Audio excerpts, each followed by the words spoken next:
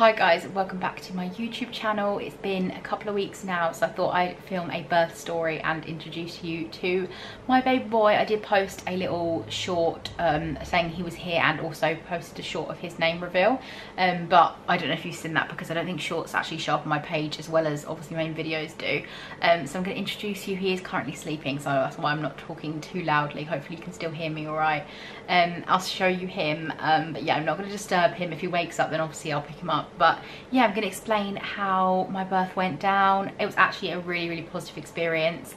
Obviously there was a few things here and there that didn't turn out the way I wanted to, but that's just birth. So yeah, don't worry if you're pregnant and you don't want to hear negative birth stories. I wouldn't say this really is a negative birth story. So yeah, definitely keep listening, and let me start by showing you my baby boy. So this is Edison, which we have decided to call him, and we pretty much just call him Eddie, to be honest, or I call him Eds a lot. It is 30 degrees heat today, by the way, guys, so we've come inside, and yeah, he's wearing a little romper. His skin looks really red, but honestly that's the colour it's been since he's born. Like, everyone's literally said to me he looks like he's been on holiday, but I do look at him and I'm like, oh my god, he's got a sunburn. But yeah, that's the way his skin's been since he was born, to be honest.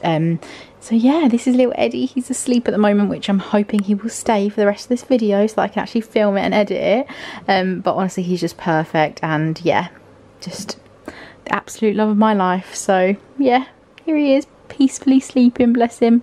It is so hot today, it's like 30 degrees, so yeah. I'm going to leave him inside in his little Moses basket. I'm trying not to pick him up too much as well, because I think both our body temperatures together is just going to make him even hotter. But yeah, this is my baby boy. And yeah, I'll explain everything else and tell you how much he weighed and when he was born, and yeah, just the whole story now. So yeah, Eddie was born on the 13th of July, and he at 6:20 AM, and he weighed 6 pounds 2, which is so diddy. And it's really weird because on the Tuesday, so he was born on a Saturday, and on the Tuesday before he was literally estimated 6 pounds 11, and then obviously that was Tuesday, and then he was born on the Saturday, so I was like fully expecting him to be 7 pounds or like just under. But yeah, they actually got it really wrong, and he was only 6 pounds 2. Oh sorry, my mum just came round and dropped round an ice cream. Honestly, she's been such a help. I've been like really struggling the last 2 days because my partner's gone back to work, and the way his work is he's literally on for 8 days straight now, and the last 4 are night shifts. So yeah, I'm doing a lot of the nights on my own at the moment because he's waking up early for work, and then I'm literally going to be doing the nights completely on my own when he's on his night shift. So yeah, we're running on about 1.5 hours sleep right now, but we are pushing through. But yeah, what was I talking about? His weight, I think. So yeah, 6 pounds 2. It's a little diddy boy. But yeah, basically I will explain whilst eating this because it's very hot, how labour started. So I don't know if I spoke about this on YouTube. I definitely spoke a lot on TikTok, which I'll put on the screen now as well, because I do post every day on there if you want like more regular updates and to see a bit more of baby boy. But I was basically in early labour for a good couple of weeks before I went into actual labour, which, if you don't know much about early labour, you can basically be in that from like, well, even earlier I think, but you could potentially be in it from like 37 weeks all the way to 42. And it's basically, sorry if this is really like antisocial or whatever, but I need this, and I'm eating it quickly before he wakes up, because whenever I seem to get food out, this one wakes up and wants to feed. Mum life. But yeah, it's early labour is essentially I was getting contractions for a couple of weeks, but they weren't regular and they weren't very painful. They were uncomfortable, and yeah, there was no pattern to them. I tried to like track them, but there was never a pattern. I did go to triage one time just because I genuinely thought it was happening now, because they were getting about 3-4 minutes apart. So I was like, right, okay, I'm off to triage, I'm having a baby. I got there and I wasn't even dilated. They were like, oh, your cervix is really soft and it's really short, which is great. Basically early labour is working and your cervix is doing what it needs to do, like the first stage of labour, if that makes sense. But it's not ready to start dilating yet, so that's when you obviously get further into labour, and obviously once you're at 4 centimetres you are in active labour. So yeah, that was for about 2 weeks before, which was really mentally draining. Like at first it was fine, and it was almost like a bit exciting because I was like, oh, something's happening, won't be long till he's here, he'll be really early. Like obviously this was around 37.5, maybe 38 weeks, so I was like, oh great, he's going to be early, like he's going to be here in a few days. And yeah, when he wasn't, it was just really mentally draining. So I just tried to keep myself as distracted as possible. Yeah, but I wasn't in a great place mentally at all, to be honest, in the last couple of weeks of pregnancy. But yeah, then on the 12th of July, so the Friday, I woke up at 2 AM and all of a sudden the contractions, they just felt different. Like, I hated that everyone kept saying, oh, when you know, you'll know. But it literally is so true. You will know the difference between early labour contractions and real labour contractions. These ones were a lot more painful and they actually did have a pattern. So I woke up at 2 AM on Friday and they were 20 minutes apart for the first hour.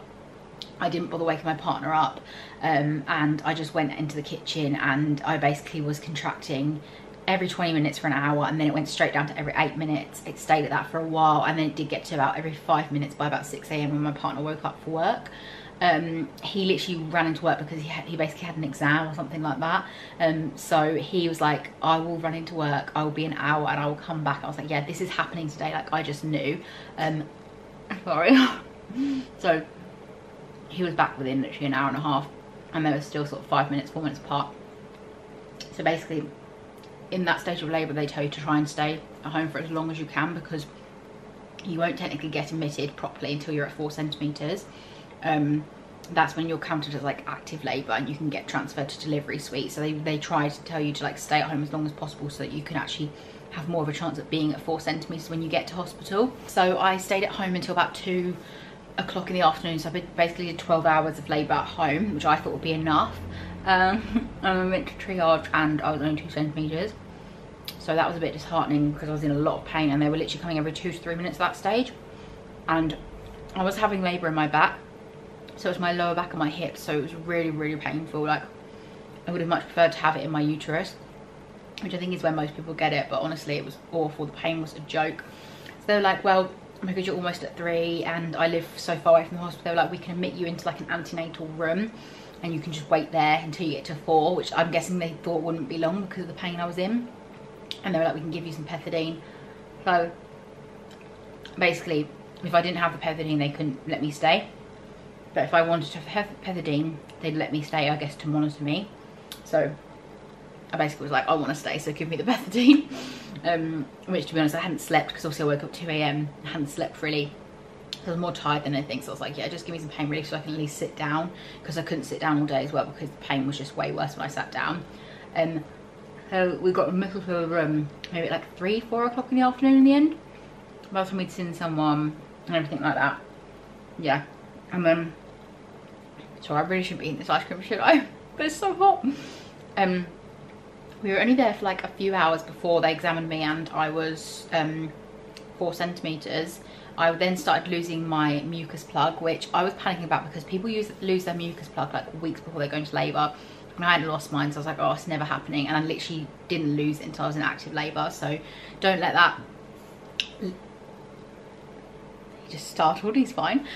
Don't let that get to you, because it literally can happen whilst you're in labour. So I wouldn't worry about that. So yeah, I lost my mucus plug whilst we were in the antenatal room and I was bleeding, which was a good sign that I was dilating.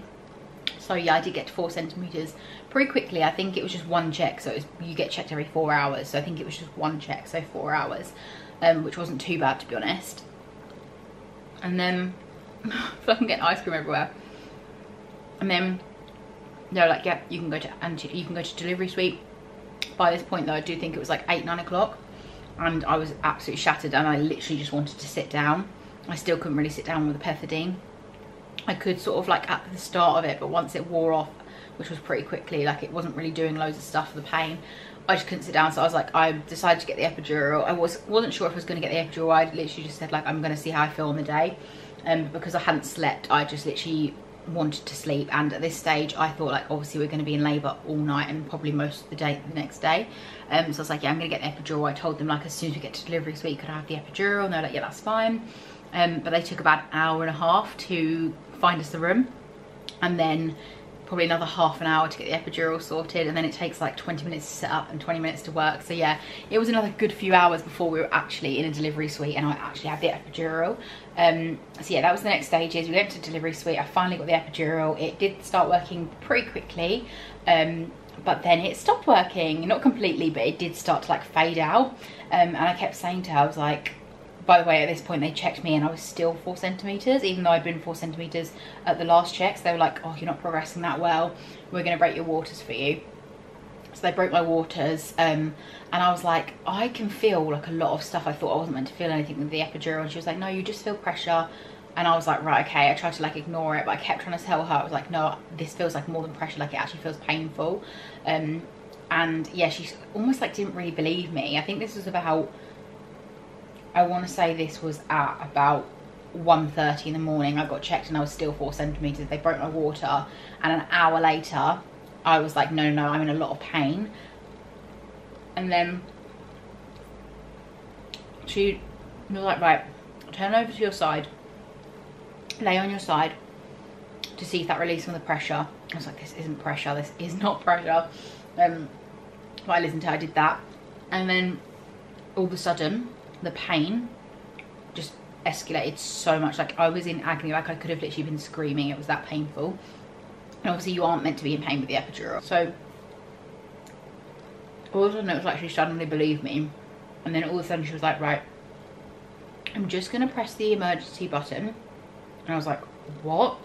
And she was like, yeah, baby's heart rate is dropping. And I was like, oh my god, okay. And I was in absolute agony. I honestly thought I was gonna die, like not meaning to scare anyone, but because I was so sleep deprived as well and I was in so much pain. And she was like, I'm gonna get the anesthesiologist to come back in and just check the epidural was working. So I was like, oh, okay. And then all of a sudden all these like people rushed in, like doctors, the man that did the epidural, other midwives, nurses, loads of people rushed in. Luckily baby was okay, and yeah, they checked my epidural and they're like, no, this should be working. So we're like, right, we're going to do another check to see if you're any further dilated, even though they'd only checked me an hour before and they usually wait 4 hours between checks. So I was like, right, okay, surely not.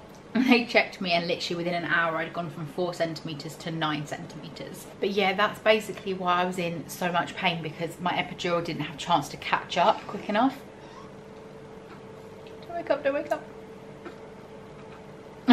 Yeah, I didn't have a chance to catch up quick enough for me going to 4 centimeters to 9 in the space of an hour. So I basically could feel the contractions at 9 centimeters, which I know obviously some people do on medicated births, but could never be me. Like literally, I don't know, I think if I wasn't so tired I would have given it a go without the epidural, but because I just literally wanted to sit down, like I've been on my feet all day since 2 AM, my feet were killing me.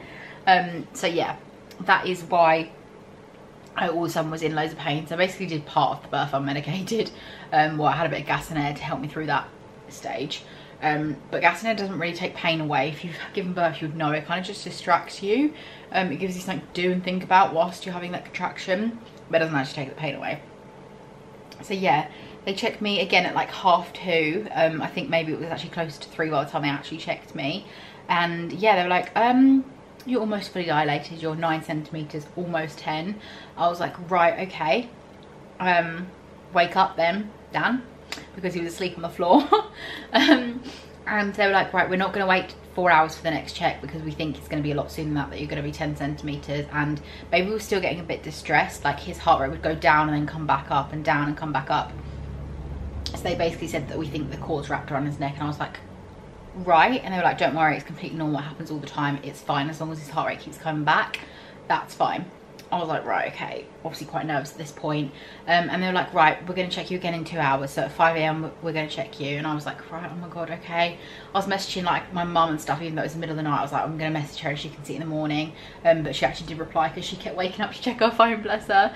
And she was like, oh my god, like, okay, let us know at 5 AM, like if you're fully dilated. I kind of knew that I would be, because they said that like you're almost 10 anyway now. So I tried to sleep for 2 hours, but I couldn't really, to be honest. So honestly, time goes really, really fast when you're in labour. Like, don't worry about that, because you're in so much pain, or like you're so occupied, and there's like so much like things to think about, you really don't notice the time going away. Like it really went fast. So those 2 hours, it was like, felt like 10 minutes. And then all of a sudden they were back in the room and they were checking me, and they're like, yep, you're fully dilated. At that stage, when you get to 10 centimeters, I think usually they recommend waiting for an hour before you push, just so the baby can like descend even lower. But they were like, no, we're going to start pushing now, just because of baby's heart rate. So I was like, right, okay, I didn't even have a chance to breathe. All of a sudden I was like, right, okay, we're pushing now. So that was at 5, and I didn't even have a chance to message my mum and my sister and say, yep, I'm 10 centimeters, because within 10 minutes we were pushing. So I think we started pushing about 5:15, and he was born at 6:20, so obviously just over an hour. And yeah, honestly, the weirdest experience of my life. Like, I could feel pushing, because again, my epidural wasn't really, it was working, but it wasn't really, I don't know why, like, because you know, some people obviously their epidurals just don't work for them, like it fails, but mine, I wouldn't say mine failed, but it definitely wasn't working as well as it should be. Like, I could feel a lot more than just pressure that they said you do feel with an epidural. Like, I could feel pushing, but to be honest, that kind of helped in the moment, because it meant that I knew where to push. And when you literally can't feel anything, it doesn't really help you. You're more likely to get tears and stuff like that. I mean, I've still got a tear, but we'll get into that. So yeah, we were pushing for about an hour, and to be honest, I was starting to lose hope. I was like, oh god, I could just picture them saying, right, then this is the last push, others are going to intervene. And that was honestly my worst fear, is them having to intervene or go for a C-section or anything like that. So I think I just found some strength. I remember them saying to me, with your baby's head, like, we can see your baby's head now, and I was like, oh my god, okay, I'm nearly there. And they're like, do you want to feel? And at first I was like, nah, and then I was like, actually yeah. So I felt his head, like, put my hand down there, I felt his head, and I think that must have just given me the motivation, because I then just did like some massive pushes, and then we cleared his head. So when you're pushing the head bit out, you have to then do like really small pushes, and so once we'd cleared the head, I thought once you'd cleared the head, you're still gonna have to do quite a few pushes to get the shoulder out, but it was literally like one more big push to get the shoulders out, and then all of a sudden that was it. He was being handed to me. So yeah, it was such a rewarding like feeling, like pushing your baby out. Like, don't get me wrong, all births are amazing and all births are so rewarding, but for me that just was like, the adrenaline I felt after pushing my baby out was crazy, especially because I could feel it. I wouldn't even really say it was a bad feeling, like, because I think the epidural was taking most of the pain away. I didn't feel like the ring of fire, I didn't feel like tearing or anything like that. I just felt like the sensation of him like coming out, if that makes sense. It wasn't like a bad feeling. It's really hard to explain, but yeah. Then it was quite scary very quickly, because he did come out with the cord wrapped around his neck, and he wasn't a great colour because of it. But to be honest, like, my partner remembers this more than I do, and he was saying like the fear he felt, but I feel like, because I just had that adrenaline rush, and I was so tired and I didn't really understand what was going on, and I was just quite shocked that all of a sudden my baby was here when I thought I still had quite a few more pushes to go. I feel like I blanked this bit out. I do remember seeing him with the cord around his neck, but I don't remember like focusing too much on like his colour. I remember just being like, I kept asking every 2 seconds, is he okay, is he okay? Which obviously they said, yes, he's fine. And I remember watching them unwrap the cord around his neck, and they were like a machine. Like, both midwives together though, like, one of them was spinning the baby, one of them was like unwrapping the cord. Like, they knew exactly what to do, because like they said, it happens all the time. And yeah, it's not as scary as you think it is. Like, it sounds scary, but they know exactly what to do. And also then rubbing him down, patting him back, and all of a sudden he was crying and got his colour back. So it was very scary at first, but it was fine. And then all of a sudden he was handed to me, and we did skin to skin, which was so nice, and I just could not stop sobbing. Like, I was crying my eyes out, obviously tears of joy, but just also just like the adrenaline you feel, and like the emotions you feel straight away is crazy. Like, you've literally just given birth, which is quite traumatic on the body, but it just doesn't matter, because the second you have your baby, it's like, oh my god, like, it was 100% worth it. Like, I know that everyone says that, but it is so true. And then they gave him to my partner, and my partner did some skin to skin whilst they were delivering my placenta. Again, that was a weird feeling, you could feel that coming out. And then they actually said to us, do you want to see the placenta? And we were like, why not? So they explained it to us, like how it worked, and it was actually really interesting. I didn't keep it or anything like that, but yeah, it was really interesting to see it and like hear about how it works. So I did that, and then I did have a 2nd degree tear, so they had to get a doctor in to come and stitch me up. So again, I'd had obviously a cuddle, but then my partner was obviously having the cuddles. He was doing like the first nappy change, and he was like getting him dressed, and he was like getting him weighed, and I was just over there like watching, like couldn't move, still couldn't move my legs from the epidural, so obviously couldn't get out of bed for hours. And yeah, it was just sat there in the stirrups while I was getting stitched up for a while still. But yeah, then after that we just had to wait in that room for a while. Honestly, like, after birth it's a bit like anticlimactic, because you're just there like waiting around basically for them to fill out paperwork, for them to do stitches. Like, I couldn't hold my baby for quite a while after I did for the first time, and I couldn't move to like get him or see him or anything like that. Like, I didn't really see his face for actually quite a while, because they just handed him to me and like put him on top of me. I didn't really get a good like glimpse of his face for quite a while. So yeah, it was honestly just such a blur. But then once they finally done that, like, it was really nice because I then could like call my family and like send pictures to people and stuff like that. And that whole, like, I'll never forget that experience of like telling people he's here. So fidgety, he's gonna wake up any moment and I need to get a bottle ready, so I'm gonna have to finish this very quickly. But yeah, that was an incredible feeling, like being like he's here, and everyone's obviously so emotional.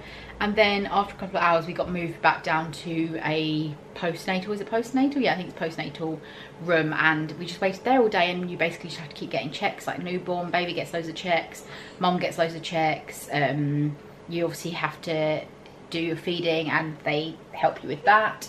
They like to see them have a nappy change, like they like to see that they've done a wee and a poo before you get discharged.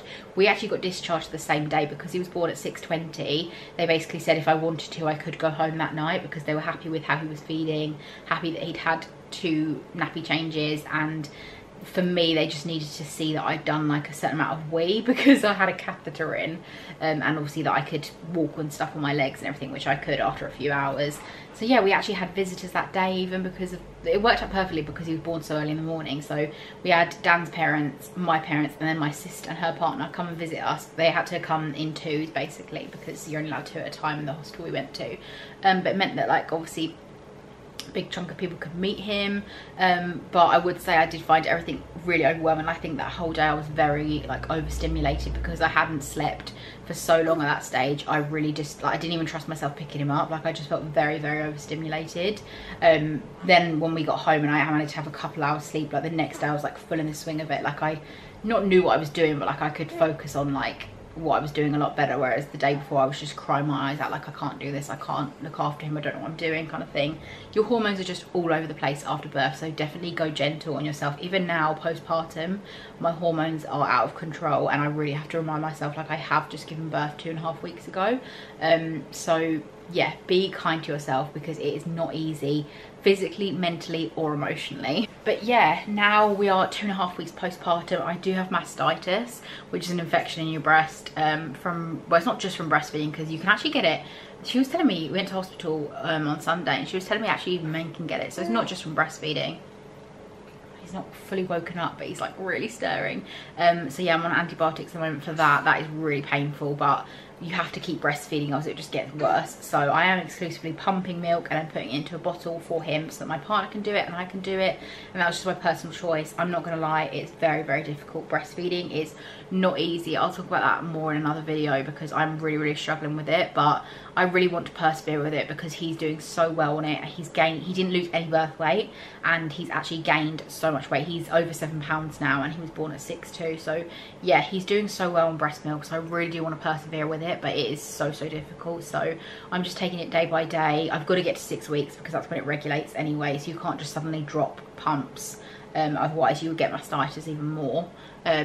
So I'm definitely, you know, gonna get past a month and just reevaluate and just focus on like getting each month. So like 1 month I'll be like, right, let's get to 2, let's get to 3, and we'll just do it like that, rather than at first I was like, I want to breastfeed for a year, and right now that just seems unachievable. So that's the way I'm looking at it. And yeah, it's very difficult. Postpartum is very difficult, but especially when your partner only gets 2 weeks off. I know that I'm lucky because some people don't get any time off with their partner, but I also know that some people's partners' policies is like 5 weeks, 6 weeks. So yeah, I am upset that we only got 2 weeks, but you know, it is what it is, and we're finding our routine and we will make it work. And I'm just lucky that I have family that live so close by as well, because they'll be able to help me if I need it.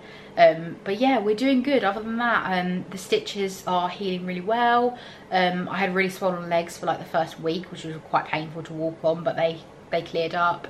I had bad backache and like I just ached. You don't realise how much muscle you use pushing a baby out, but that was all fine within a few days. So to be honest, we are doing really well other than the mastitis, but it is what it is, and the antibiotics should clear that up soon. So yeah, we are doing really, really well. Baby is doing well, and yeah, I am loving motherhood, although it is very, very difficult and very tiring. I am just loving it, really. Like, it's just, my whole life has changed. And the one thing I'll say as well is you just look at your partner in such a different light. Like that first week, and even the second week, but the second week I feel like the tiredness catched up to us a bit more, but that first week like was like, I don't know, like they say in newborn bubble, it literally is a bubble. Like you are just in a world of your own with your partner and your baby, and it is bliss. Like I've never been so happy in my entire life.